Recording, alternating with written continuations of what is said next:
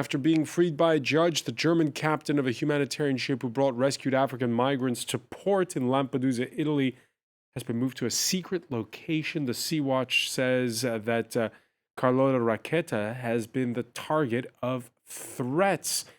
The Italian far-right Interior Minister, Matteo Salvini, responding on social media, saying that these migrant ships are trying to, quote, erase Italy's sovereignty.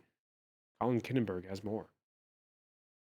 The Sea Watch 3 is back on the move, and Matteo Salvini is back on the offensive.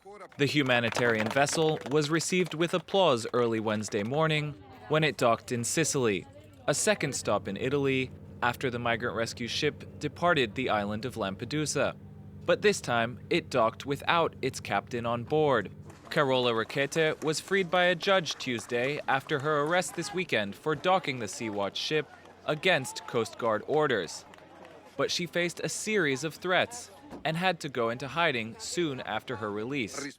Meanwhile, Italy's far-right interior minister took to Facebook to respond to the ruling that freed her. How is this resolved? With a pat on the back?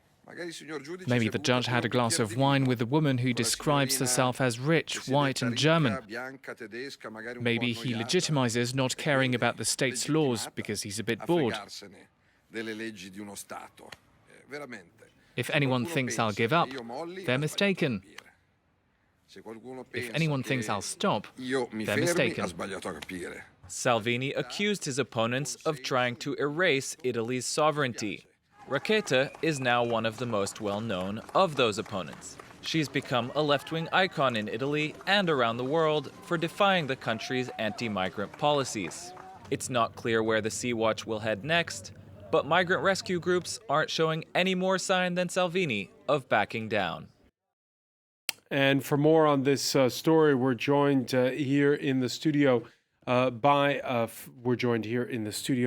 François Gemenne, who is researcher at the University of Liège and at the French Political Science Institute, Sciences Po. Correct. Hello. Hi. Thanks for being with us. As well, we're joined by France 24's Philip Turle. Philip, when you watch that report, you sense that Salvini and the charities that are coming to the defense of the migrants, they're sort of feeding off one another almost in a media kind of way, if I'm speaking in a very kind of callous and cynical manner. Well, I think callous and cynical is probably the best way of summing it all up.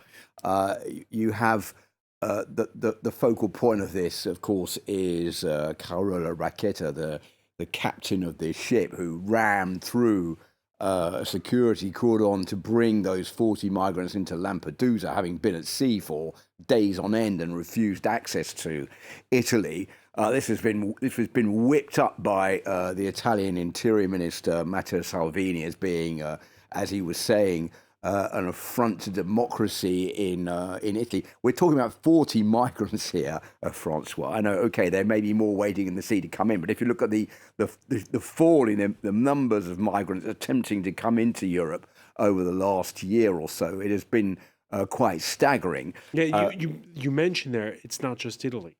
Yeah, it's not only Italy, it's other countries, but Italy is like the first country because it's the closest, if you rule out Malta, for example, the closest European country to Libya and where the migrants are fleeing from. So phrases like this is a danger to national security, well, you have to take those, I think, with a pinch of salt. But obviously, Matteo Salvini is playing his own role as the interior minister who is stamping out illegal immigrants in his country to support what his voters want. And at the same time, as you say, you have these NGOs, which are trying hard to find somewhere where they can dock and bring these migrants in. So we're in this situation where those two are fighting, and then there's another fight going on with Germany and with Brussels over the fact that, well, there's no real migrant policy within the European Union because nobody agrees on what should be done,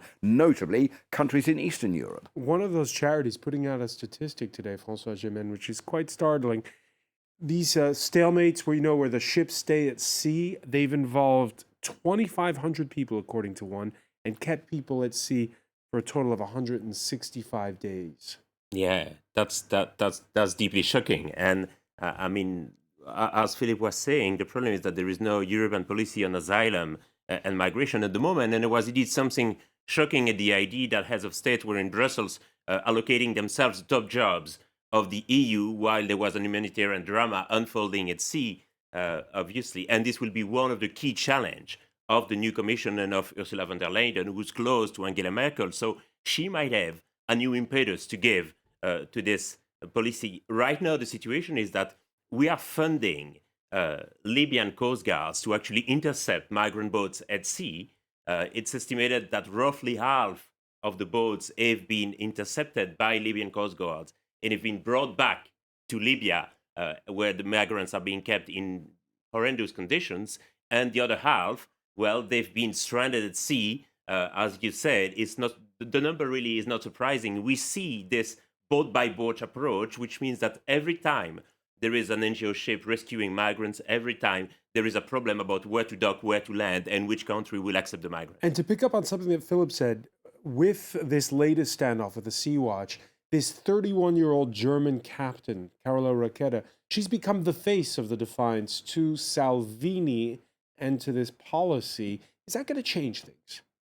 I don't think so. What I'm afraid is that in this debate, the opinions are increasingly polarized. So at the same time, you have people who will consider, and I'm part of these people who will consider Carola Rackete as a hero.